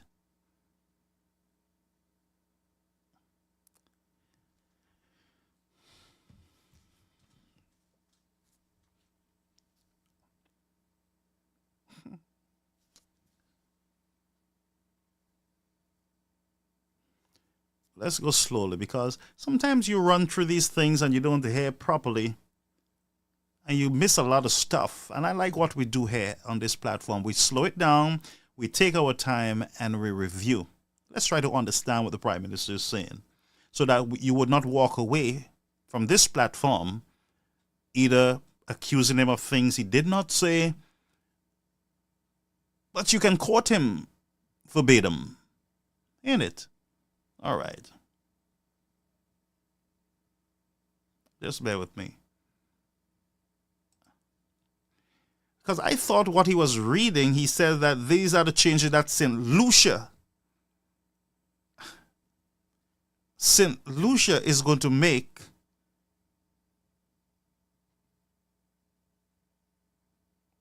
But, okay. So, all right, let's go again, folks. This standard that St. Lucia once held is going to be the sub-regional standard. This is a standard we are going to recommend to be the sub-regional standard. Okay, so that everyone else will be coming to our standard. We're going to be recommending it, yes. Where we were in 2015. Okay, and because everybody was doing their own thing, people were not holding those standards you are now recommending. Everybody, including St. Lucia, be changed. Will this standard be So he did clarify what he was trying to accuse Mr. Shastney of. He's saying to you, St. Lucians, that all the other countries had changed from the original. So you had a change in the price also. So the other countries changed the price, and the obvious thing for St. Lucia to have done at the time, or the sensible thing to do, seeing that it is a very competitive market, St. Lucia had no choice. And I'm just thinking loud, you got to help me here. As a businessman, of course, your competitors have reduced their price, let's say from 200,000 to 100,000. What are you going to do as a country? Leave yours at 200 while they are going for a kill and you are way behind? What would you have done with your project? With your goods? The obvious thing that you would have done was to reduce on the price to match what is happening out there in the industry. I think I'm making a lot of sense. So one, he said it in a way earlier, very slickly, as if St. Lucia is the only one who just changed the game on the other countries. But then when the reporter asked again the pertinent question, and I'm beginning to love the press, he said to them, well, the other countries, including St. Lucia, changed. That's what we all heard. Yeah? But if you read properly, could it be seen as a higher standard than what pertained in other islands before? if you look at carefully, we're saying to you, when consultations are completed with regional governments, St. Lucia will suggest strengthening the CIP program to bring it back to the standards where we were in 2015. Because when we started in 2015, these were the standards we had. Is that not an uncompetitive standard, and isn't that why we are all in the situation we're in now? Because we lowered the standards to be more competitive. Well, at that point, the country who reversed, that was their position. The countries who did not. The country who did not. The country. The country. that came away from British St. Lucia. St. Lucia came away from that standard. That's what my research is telling me. That's what it did. And at the same time, when St. Lucia brought in the Galaxy Hotel investment, at the same time.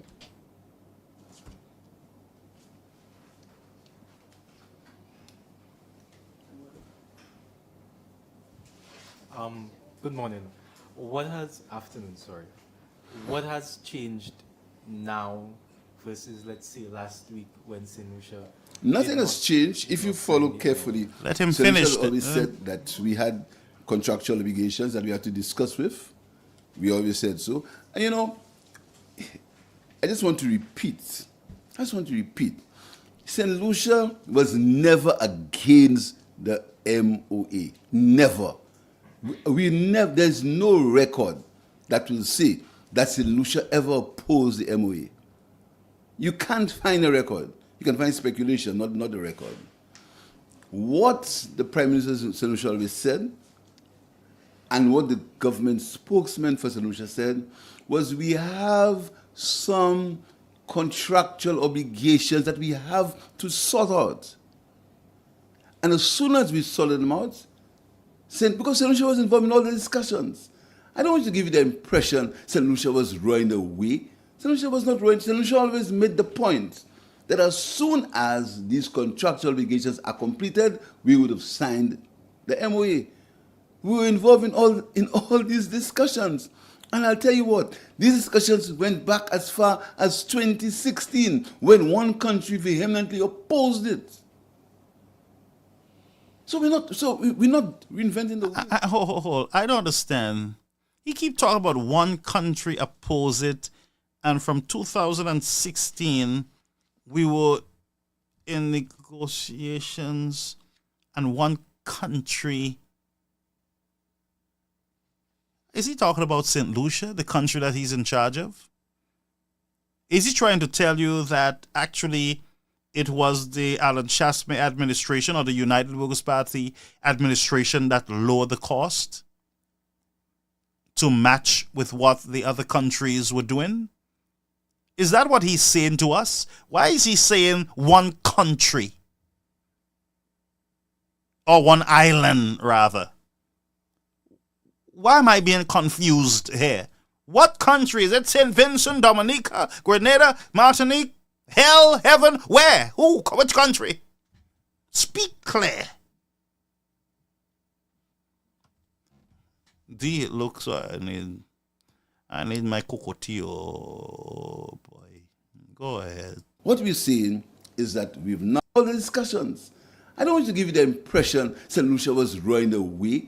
St. Lucia was not rowing. St. Lucia always made the point that as soon as these contractual obligations are completed, we would have signed the MOA. We were involved in all these discussions. And I'll tell you what, these discussions went back as far as 2016, when one country vehemently opposed it. So we're not reinventing the wheel here. What we're saying is that we've discussed these discussions. We've been holding them with current prime ministers, Prime Minister of St. Kitts, Prime Minister of Grenada, Prime Minister of Dominica and Prime Minister of St. Lucia. We've been in constant dialogue because we know that. Sorry. PM say he was talking to the Prime Minister of St. Lucia too. He said, we have been talking to the Prime Minister of St. Lucia, Dominica, St. Kitts. Burford, I am very confused at this point. I'm trying to figure it out all by myself here. So he's speaking about the Alan Chasme administration again changing the game because the other countries had already run ahead and they themselves were killing CIP because they had made a lot of adjustments to the program. And so St. Lucia came in at the end and said, look, if you guys drop yours, we have no choice but to reduce our prices also. I would have done the same. But he said that he spoke to the Prime Minister of St. Lucia, St. Kitts, Dominica, and Grenada. I swear that's what I heard, but it might be late and I might be having a little, maybe I need to take my meds, but let's go over to the Prime Minister. The better way to go would have been to unite our programs. And it's going to be more work. Current Prime Ministers, Prime Minister of St. Kitts, Prime Minister of Grenada, Prime Minister of Dominica, and Prime Minister of St. Lucia. We've been in constant dialogue because we know that the better way to go would have been to unite our programs. And it's going to be more work. More work is being done to ensuring that our programs are standardized.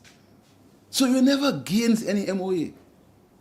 We never against the highest levels of trust. So the question is, why did you delay signing that agreement, that understanding, that would have brought unity to the program across the board? Standard pricing, standard security measures, standard everything. That document would have fixed everything, that agreement. You were the last to sign on to it. We were the last to lower the price, and now we are the last to sign on to the agreement. And now you are saying, after you come in last, you are saying that we have recommendations that we want to make. Now you're talking like a bad John coming in last, jeopardizing the other country's program, jeopardizing the program, because they're not just going to punish St. Lucia because St. Lucia didn't sign it at the time or St. Lucia were resisting. They were going to punish the entire program. So you come in late and then you're saying we will make recommendations. Why didn't you just sign the thing, follow the program, watch what the other countries, the discussions with the other countries, and then you move along? But you come in, you just sign, you're so excited and happy that you signed. I feel so better now. Could it be that you're 1 minute to midnight late? Could it be that the program have already been compromised, damaged to a certain extent? But then you have more restrictions to add, and restrictions that we had before. So you want to push it on the other countries now.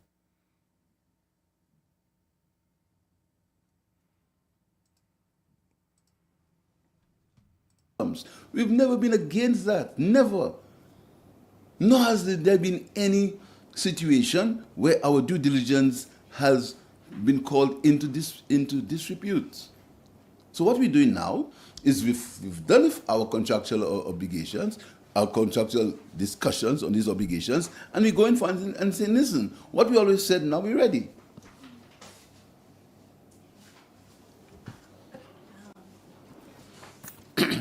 On the lighter side, this morning I passed in Castries and I realized the booths are still closed and persons are still selling on the outside.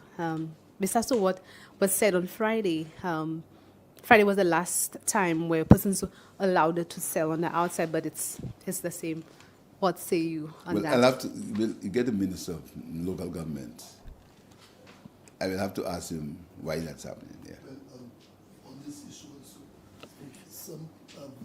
some people saying that they haven't gotten the keys. As a major local government. Yes. You attended the SIDS conference in Antigua, correct? I was at the conference. I went to a meeting during the SIDS conference. Okay. I went to the SIDS conference for one singular purpose, which I handled and I came back. Okay, I understand now. All right? Friday was the handover of the vehicles to the police. On a prior occasion, some police officials would have said that your administration, or simply administrations in general, were only replacing the vehicles that the police force would have decommissioned, and that the investment into the fleet wasn't substantial. A ballpark figure of vehicles, number of vehicles that would have been substantial was about 70. That was the figure that was given. How was that figure calculated? I cannot. Well, the person who gave it, must ask them. Well, I'm asking you something different now. Please. What is the plan? Okay, this is June. We have the rest of the year and then the end of the financial year. What other investments can we see going into the police? Let me say something to you. Replacement, new, whatever you want. There's never been a time in St. Lucia's history when the police have had so many resources. In that discussion, it has provoked insults on Facebook, but that is the nature of the game. My purpose is to give the police the resources, and it will continue to be my purpose. The police in Grosile will work in subhuman conditions. Every incentive. The government doesn't just give you, like people say there's no information. It's in the government gazette. Every incentive. That hotel since then has gone to Dominica. These are facts. As to why, you must ask the people who were there when it happened. I was not there. But I'm saying, with the infrastructure program that we are negotiating, there would have been tangible benefits. You would see roads going up. You would see houses going up. You would see it. You could not see anything happen between 2015 and 2016. Both before COVID and after COVID. In all other countries, there are things happening. Hotels have been built after COVID in the region. Secrets Hotel went up after COVID. The world stopped for a year or two. Just bear with me, folks. I'm going to end this in a minute. There have been other investments. The Bahamas, GPH. These investments went up during the COVID years. So let's not start using COVID as an excuse. COVID stopped the whole world. But the world continued after COVID. The question is, what happened in St. Lucia after COVID? That's the question. Or before COVID. We had COVID SLP. That's the question you must ask yourself. And in 2021, there was COVID. There was the Delta variant. You remember the predictions that the people would have been ones who used the boxes. The exporters to find out what was the loss to the farmers. The Ministry of Agriculture, through its permanent secretary, not the cabinet, prepared a schedule of losses for exporters, people who used to box bananas to export it, bananas and plantains. I had made a statement in the budget saying that the government of St. Lucia will make available $500,000 for these farmers who had lost income. The Ministry of Agriculture's calculation showed that we needed nearly $1 million. That's the calculations. Now, that did not replace all the income that he lost. It's a partial loss of income. Went back to the cabinet and I got him $1 million. So he had $1 million.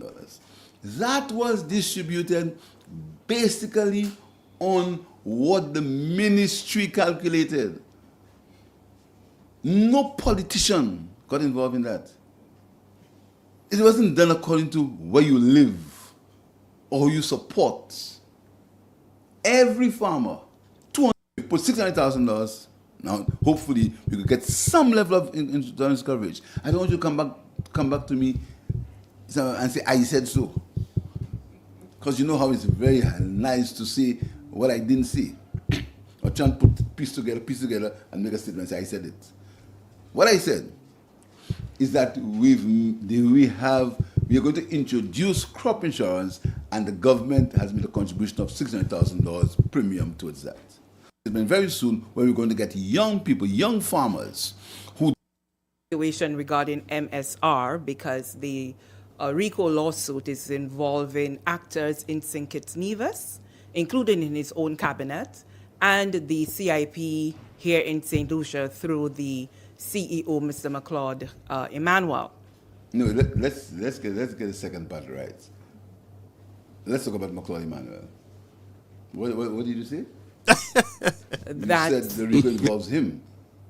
Correct, the CIP. He is the CEO of the CIP, correct? Is that correct, or have he resigned? He's a CEO, and did a good job too. Good, so he's named as a co-defendant, is that correct? Yes, you saw it like me.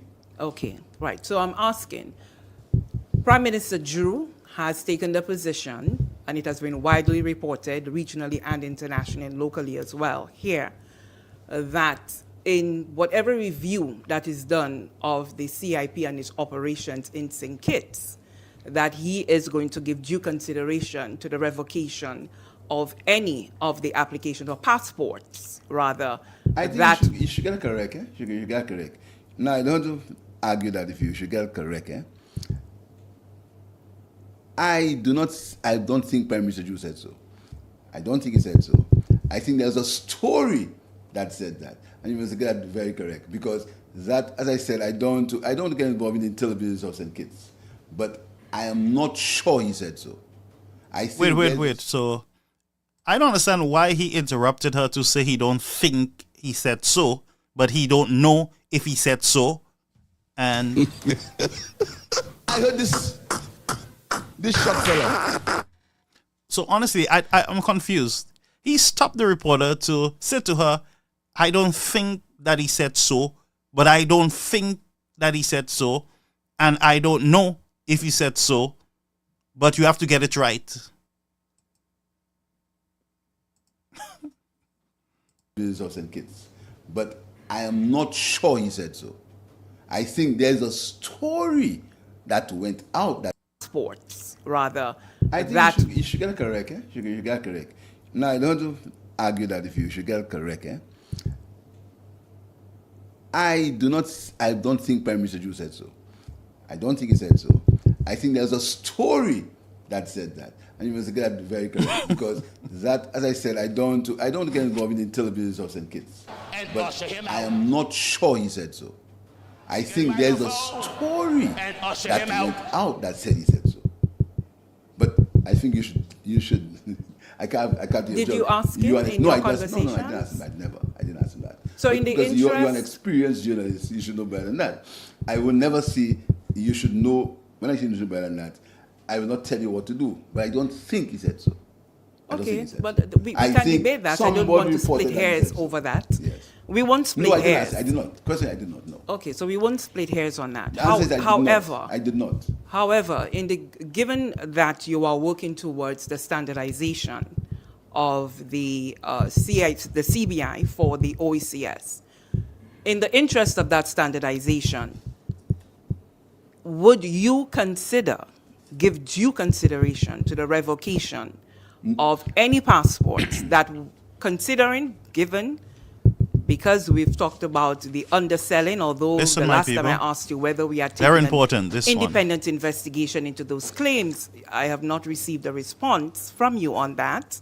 However, if it does come to be that there have been Sanusian passports issued to CIP, through CIP, would you give due consideration to revocation? If I had to give any due consideration, I'd give due consideration to revocation if from 2016. Why 2016? Because 2016 is the year when the laws changed. The prices changed. So if I would go back to 2016. I would not start in 2021 because in 2016, that's when the standard was changed. But the standard being changed doesn't mean, and because certainly we've not heard a claim that the passports were being illegally sold or undersold. You mean you did not hear a claim from a private individual?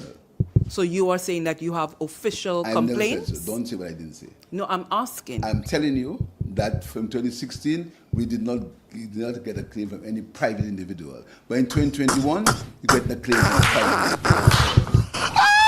But you are confident that in 2021, you do not have any instances of underselling of our passports. But in 2016, there was? I never said so.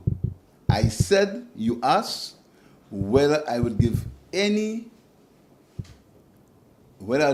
thought to revoking passports at all. I told you I haven't, but if I am, I'll do from 2016.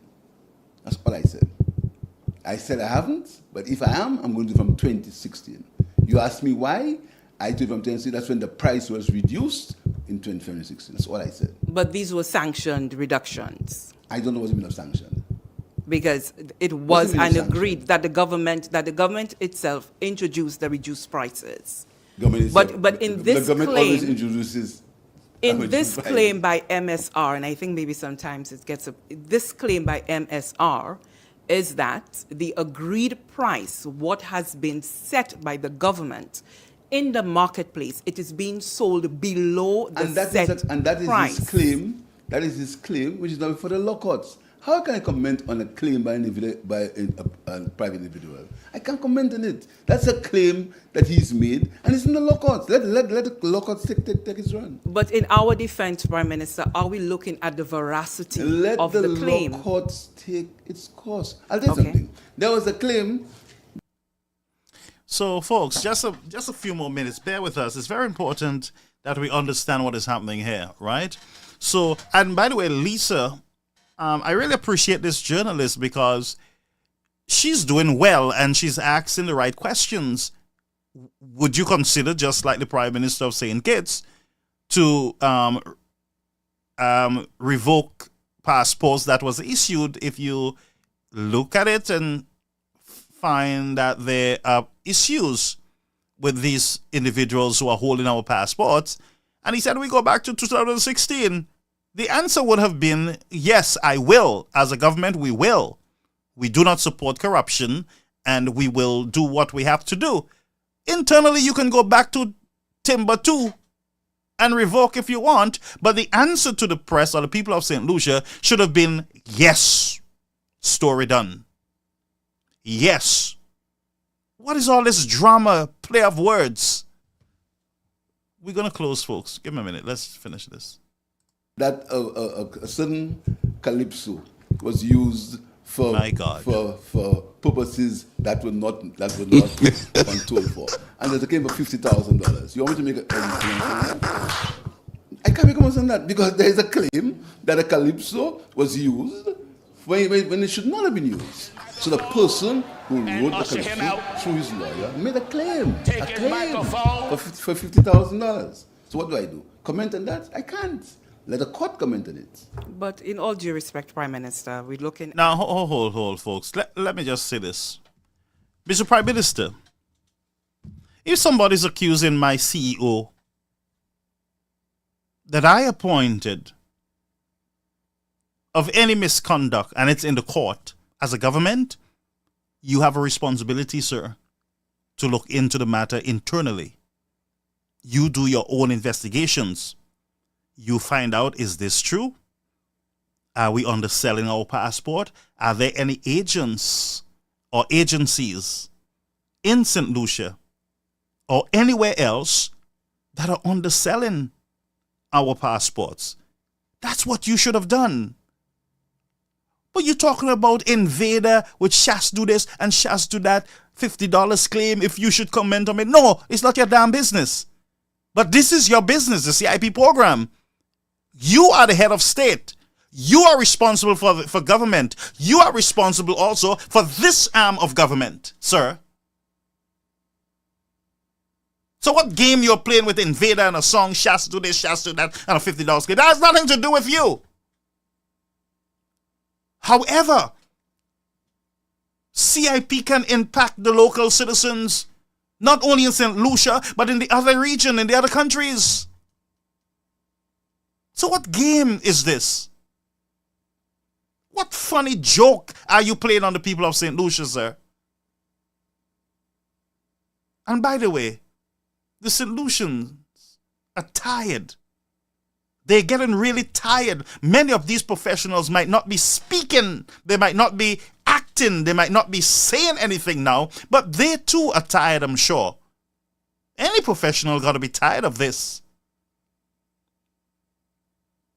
An advice to you, sir. The less you say, better for you. The less you say, especially the press conference, try to say a lot less. Because you are confusing the citizens. My advice again, say a lot less. Because you are lengthening things that you should just say, yes, I will. Or, I'll look into it. Or maybe not. And you move on. But sir, you are lengthening things a lot. And it's making you look a certain way. I'm not asking you. I'm telling you.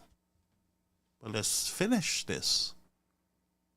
Okay, we can't compare the St. Lucia as a nation to a calypso no, we talk about the claim. and an artist. We talk about claims.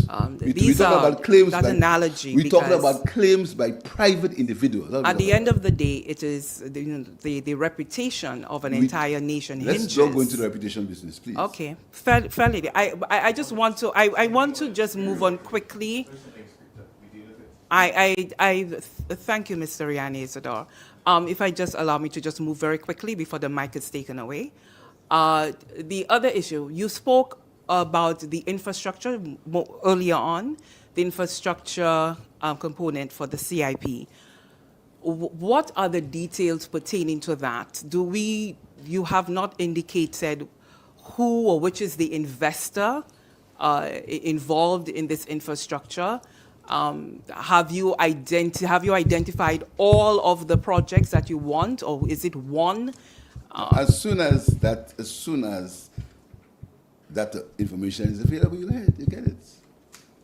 You get it. Why are you so? Why are you so? Are you saying that you are still negotiating with the investor? Why are you so much in a hurry? Just relax. You'll drive on better roads. You'll know who build them at a cost. Relax. Everything will be fine. No, but how does the market? Because I'm asking because of the transparency. The market is calling for better roads. I'm talking about in the CBI market. In the CBI market. In the CBI market, I can tell you, as in most investment, St. Lucia is bursting in the seams. You must have heard about the Montpellier investment. You must have heard about it. Is a land do this? And a land do that? Is a land do this? And feel is smart.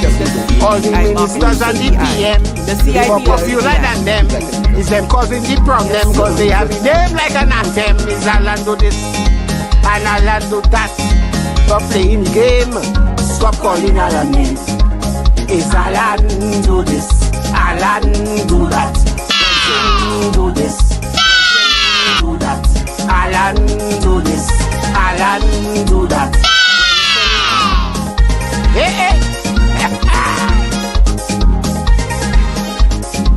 Tous les jours comme ça. If the man go on a holiday up in Toronto,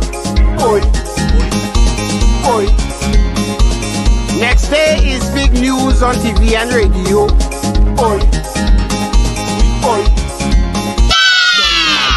to remain in the limelight, that is what he's looking for. Is a Pakatan, Las Paliba Land. Is a land do this, and a land do that. Is a land do this. Come and feel is smart. That is the strategy to keep people talking about it. Even the heavy roller, calling he Johnny Walker. Is a land do this, and a land do that. He brainwashing we, even I singing about it. Oh Lord, is a land do this. A Alan do that. Alan do this. Alan do that. 15 Walker. Oh yeah. Mon passe après Magie Bétissa.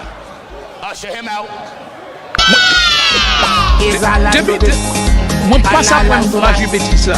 Is Alan do this. Taman is smart. All the ministers and the PM, he more popular than them. Is them causing the problem cause they have a name like an anthem. Is Alan do this and Alan do that. Stop playing game, stop calling Alan names. Is Alan do this, Alan do that. Do this, do that. Alan do this, Alan do that. Elderly people.